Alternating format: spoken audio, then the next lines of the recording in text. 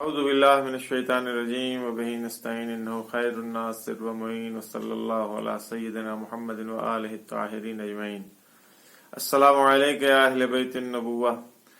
ناظرین اکرام، کل کی گفتگو سے اپنی گفتگو کو آج آگے بڑھاتے ہوئے کل میں نے ایک بات کہی تھی کہ ہم لوگ اپنے دشمن کے حربوں کو، ان کی چالوں کو ہم نے کبھی پہچاننے کی کوشش کیا ہے نہیں کیا. ہر انسان اپنا محاسبہ کرے، دیکھے. میں نے تو نہیں کیا ہے، تو لہذا آج کوشش کرتا ہوں کہ شیطان کے، اپنے دشمن کے حربوں کو، اس کی چالوں کو پہچاننے کی کوشش کروں، جس میں سے پہلی چیز جو ہے وہ وسوسہ ہے. یوسوس فی صدور الناس، وہی وسوسہ جو ذہنوں میں، دلوں میں، انسان کے دل و دماغ میں ایجاد ہوتا ہے. الٹے سیدھی باتیں، الٹے سیدھے شبہات، سوالات، الگ الگ عجیب و غریب چیزیں ذہنوں میں لوگوں کی ایجاد ہوتی ہیں. اسے وسوسہ کہتے ہیں. یہ وہی وسوسہ ہے. فوسوس لہما الشیطان، وسوسہ کیا تھا شیطان نے کس کو؟ لہما یعنی جناب آدم کو اور حوا کو. وسوسہ کس کا اوزار ہے، کس کا اسلحہ ہے؟ شیطان کا ہے. یہ قرآن کی آیت ہے، سورہ اعراف میں 20 نمبر کی آیت. فوسوس لہما الشیطان، شیطان نے وسوسہ کیا جناب آدم کو، حوا کو. وہ جو نہیں ہونا چاہیے تھا وہ ہو گیا. آپ کو معلوم ہے اس کے بارے میں.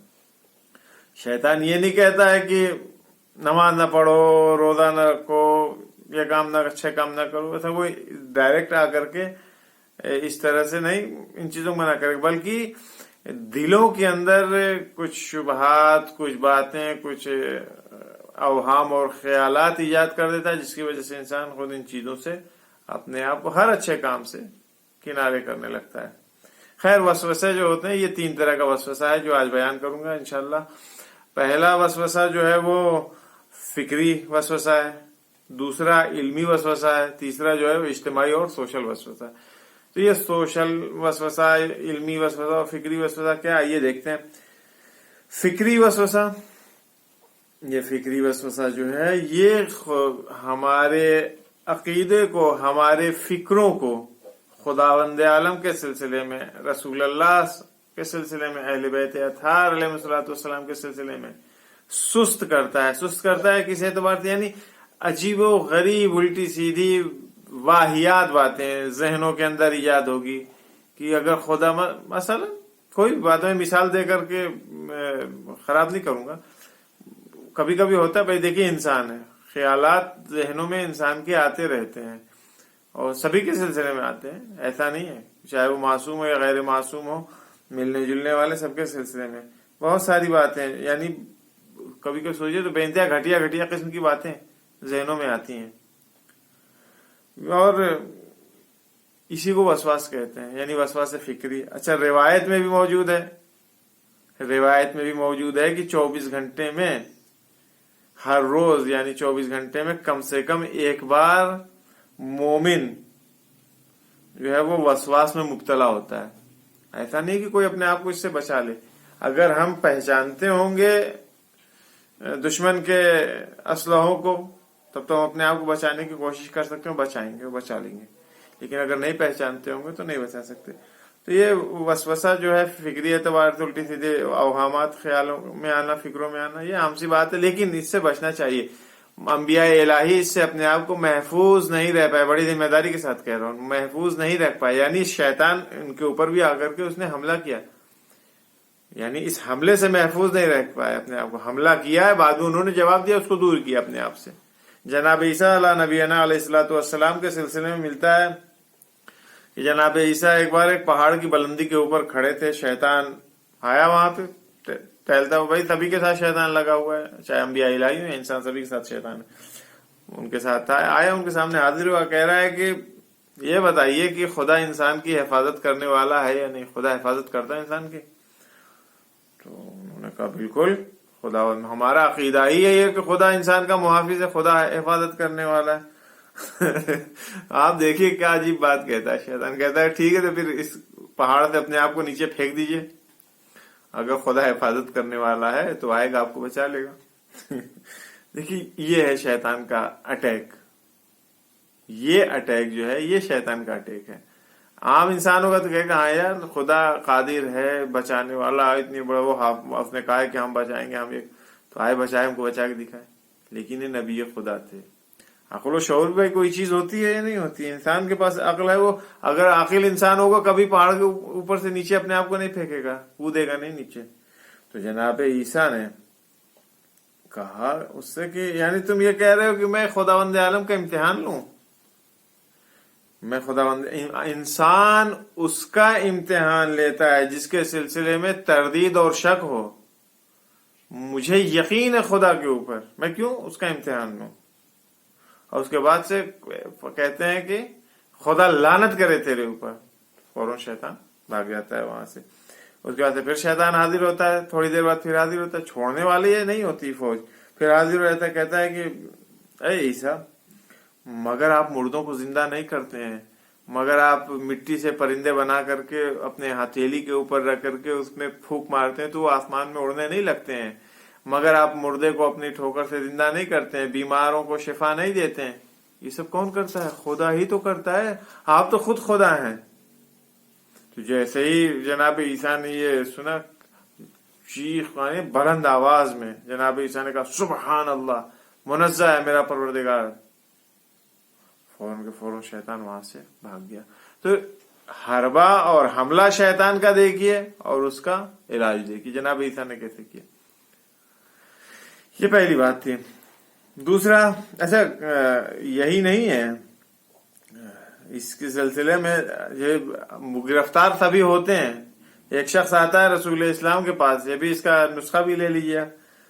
رسول اللہ کے پاس آتا ہے، آ کر کے کہتا ہے یا رسول اللہ الٹی سیدھی فکریں باتیں دماغ کے اندر آیا کرتی ہیں، تو ہم کیا کریں؟ رسول اللہ صلی اللہ علیہ وسلم نے فرمایا کہ جب بھی تمہارے ساتھ یہ مشکل، یہ پریشانی پیش آئے، تم اس ذکر کو پڑھو، آمنا باللہ و برسولہ.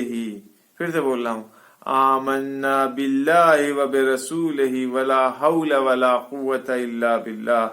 اس سے جو ہے انسان کا وسوسہ دور ہوتا ہے، الٹے سیدھے خیالات جو آتے ہیں.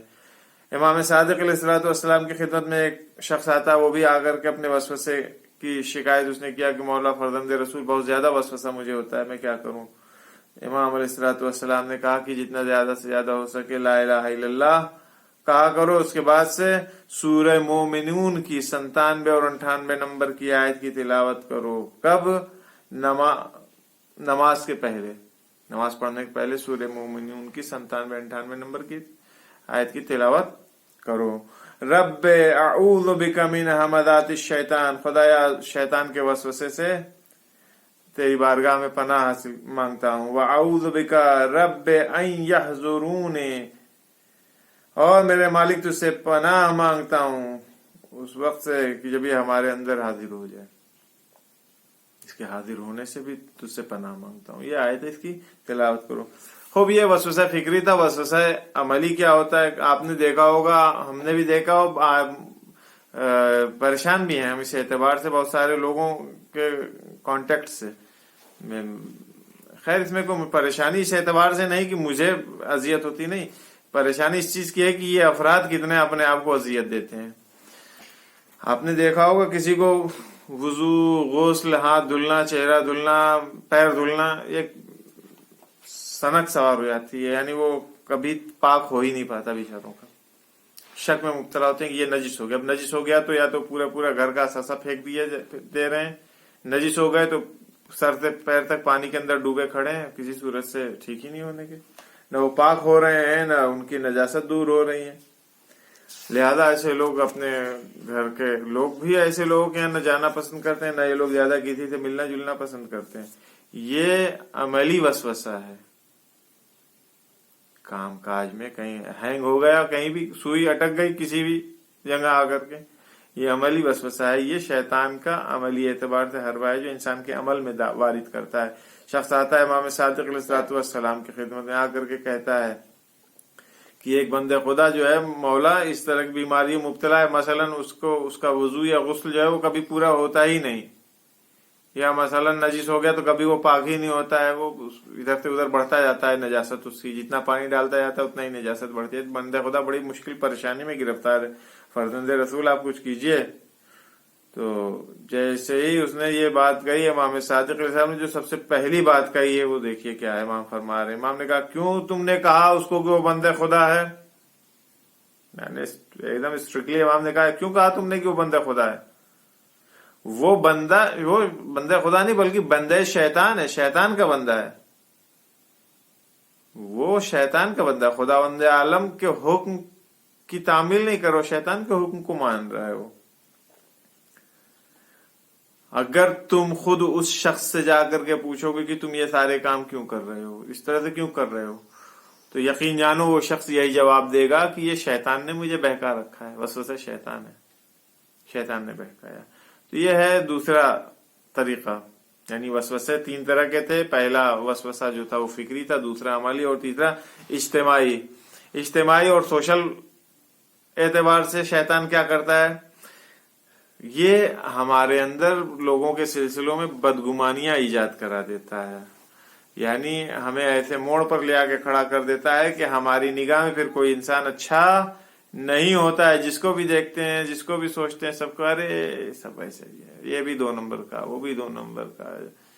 سب کو یعنی کسی کو کے لیے نہ کوئی عزت احترام باقی رہ جاتی ہے، نہ کوئی پلس پوائنٹ اس کی زندگی کا ہمارے پاس باقی رہ جاتا ہے. صرف اور صرف اس کے سلسلے میں برے برے گمان اور خیالات باقی رہتے ہیں. اور یہ سوء ظن کہا جاتا ہے، بدگمانیاں کہی جاتی ہیں ان کو.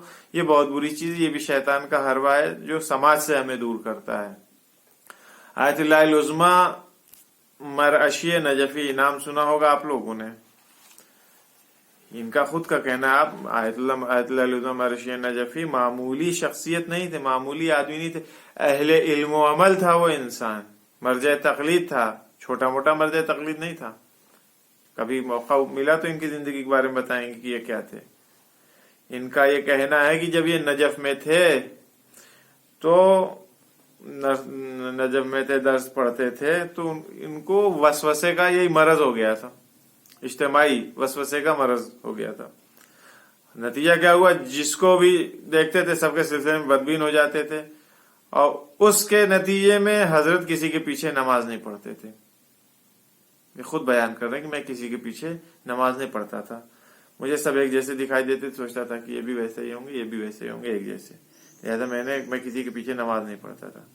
یہ بیماری، یہ دیکھیے یہ مرض یا بیماری، اس کا اثر یہ ہوا کہ وہ کہہ رہے تھے کہ نہ یہ کہ صرف ہماری تدریس کی، درس دینے کی طاقت ہم سے کم ہو گئی، بلکہ خود میری اسٹڈی کی پاور بھی ہماری کم ہوئی، ہماری آئی سائٹ کمزور ہو گئی، ہمارا قلم کمزور ہو گیا. یعنی پہلے میں خوب لکھتا تھا، میں لکھ نہیں پا رہا ہوں، بولتا تھا بول نہیں پا رہا ہوں، دیکھتا تھا اب دیکھنے میں پریشانی ہو رہی ہے مجھے. یہ کس چیز کی وجہ سے؟ اجتماعی بیماری جو لگ گئی تھی، دوسرے کے سلسلے میں بدظن ہم ہو رہے تھے. تو یہ حافظہ، میرا میموری لاس ہو رہا تھا، میموری کمزور ہو گئی تھی، میری حافظہ کمزور ہو گیا تھا، پڑھنے میں دل نہیں لگ رہا تھا، مطالعہ اسٹڈی کرنا چاہتے تھے دل نہیں لگتا تھا اس کے اندر. یہ بیماری ہے. پھر جب احساس ہوا کہ ہم کسی بیماری مبتلا ہو گئے، اس طرح کی روحی روانی بیماری میں، شیطان کے چنگل میں پھنس رہے ہیں، جناب آغا مرعشی نجفی نجف سے نکلتے ہیں کربلا کی طرف. کربلا پہنچتے ہیں، خادم حرم سے، وہاں کے جو ٹرسٹیز کہہ لیجئے یا خدام کہہ لیجئے، ان سے اجازت لیا کہ رات بھر ہمیں حرم میں رہنے دو. اس زمانے میں تو اجازت مل گئی ان کو رات بھر رکنے کی حرم میں. ذریع ہے ابا عبداللہ الحسین کا وہ جو کونا ہے جہاں پہ جناب علی اکبر علیہ الصلوۃ والسلام کی قبر ہے، یعنی وہ 5واں اور 6واں گوشہ جو اس کا کونا ہے ذریع کا، پائن طرف، پیر کی طرف میں، وہاں پہ یہ رکے رات بھر. اور جناب ابا عبداللہ الحسین، جناب خاص طور سے جناب علی اکبر علیہ الصلوۃ والسلام سے متوسل ہوئے. ایک حالت مکاشفے، یعنی نہ بیداری کے عالم میں ہے نہ خواب کے عالم میں ہے، انسان غنودگی کے عالم میں. ایک مکاشفہ ان کو ہوا، امام حسین علیہ الصلوۃ والسلام کو دیکھا کہ امام فرما رہے ہیں کیوں لوگوں کے سلسلے میں بدگمانی اور سوء ظن اپنے دل میں رکھے ہوئے ہو، کیوں لوگوں کے سلسلے میں اتنا زیادہ بدگمان ہو، مگر تم کو لوگوں کے دلوں کا حال معلوم ہے کہ کون اندر سے کیسا ہے، تم سب کو جانتے پہچانتے ہو. فرماتے ہیں آیت اللہ مرعشی نجفی کہ اس کے فوراً بعد سے، اس مکاشفے کے فوراً بعد سے سوء ظن اور یہ جو بدگمانیاں ہمارے اندر تھی، یہ بیماری تھی، یہ مجھ سے دور ہو گئی. اور اس کے بعد سے الحمدللہ ہمارا تدریس میں بھی دل لگنے لگا، مطالعے میں بھی دل لگنے لگا، سارے کام جو میں پہلے کرتا تھا ایز اٹ از کرنے لگا. ہماری قلم بھی بہترین چلنے لگی، ہمارا حافظہ بھی خوب ہو گیا. تو عزیزوں، شیطان جو ہے وہ اسٹیپ بائی اسٹیپ، قدم بہ قدم آگے آتا ہے اور گمراہ کرتا ہے. پروردگار عالم کی بارگاہ میں دعا گو ہیں کہ ہم تمام لوگوں کو شیطان کے چنگل سے، شیطان کے حربوں سے، شیطان کے حملوں سے محفوظ رکھے، توفیق دے کہ زیادہ سے زیادہ تیری بندگی، تیری عبودیت کریں، شیطان کے جھانسے میں نہ آنے پائیں. یہ ماہ رمضان المبارک ماہ مغفرت ہے، ماہ قبولیہ دعا ہے. اللہ اگر اب تک ہماری دعاؤں کو قبول نہیں کیا ہے، بحق ابا عبداللہ الحسین سلام اللہ علیہ ہماری دعاؤں کو مستجاب فرما، ہماری گناہوں کی مغفرت فرما. بالخصوص وہ افراد جن کا ہم لوگوں پر حق ہے، جن لوگوں نے دعاؤں کے لیے کہا ہے، یا ہمارے والدین، ہمارے اعزاء اقربا جو اس دنیا میں نہیں ہیں، ان کی مغفرت فرما. ایک تنظیم مکاتب کے 3 طلاب، ان کا ایکسیڈنٹ میں انتقال ہو گیا، اللہ ان کو اعلی علیین میں جگہ دے. اصحاب ابا عبداللہ الحسین علیہ السلام کے ساتھ محشور فرما. گفتگو کے سلسلے میں کوئی بات ہو تو کمنٹ باکس میں ضرور لکھیے گا. صلی اللہ علیہ سیدنا محمد و آلہ الطاہرین اجمعین.